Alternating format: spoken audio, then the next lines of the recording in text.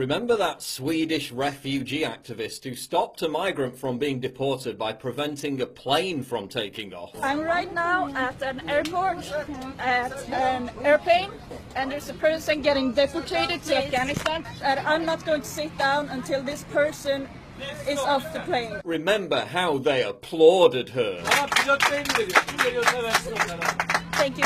Remember how Twitter's blue checkmark brigade celebrated Ellen Ersin as a progressive hero? Powerful and moving. If only our leaders had as much moral courage as Ellen Ersin. In tears and goosebumps watching this brave woman demonstrate the power of courage and kindness and what happens when we take a stand for her. Ellen Ersin is a brave and courageous woman. Remember how they compared her to Mahatma Gandhi and Martin Luther King? Remember how they said she was the millennials' answer to Rosa Parks? Thank you.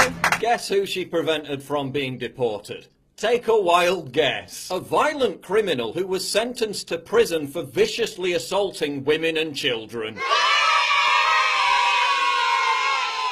Someone who whips kids with electric cords. Someone who smashed his wife's head into the ground when she tried to intervene. Someone who threw a glass at his wife's head.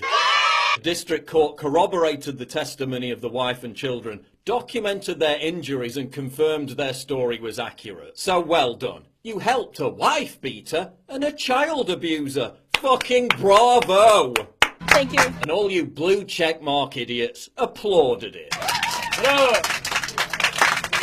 She literally came to the aid of a violent criminal who likes to attack women, and the feminist left celebrated her as an icon. Thank you.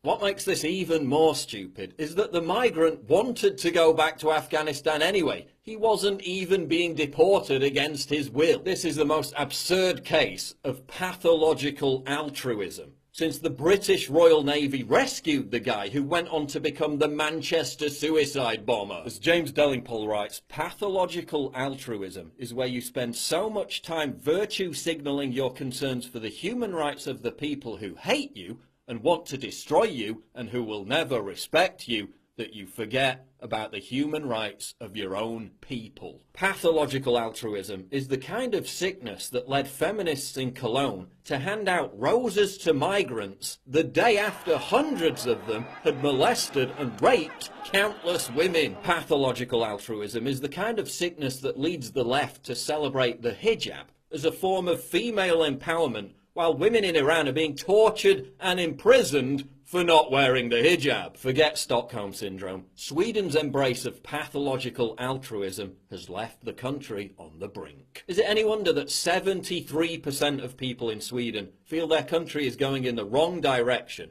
Is it any wonder that crime and mass immigration are their top concerns? Is it any wonder that the anti-mass migration Sweden Democrats are vying for #1 in the polls ahead of the country's election this September? When you have idiots like this running around rescuing violent criminals who abuse women and children, and then being celebrated for it by the media and the left just so they can score temporary virtue signalling points.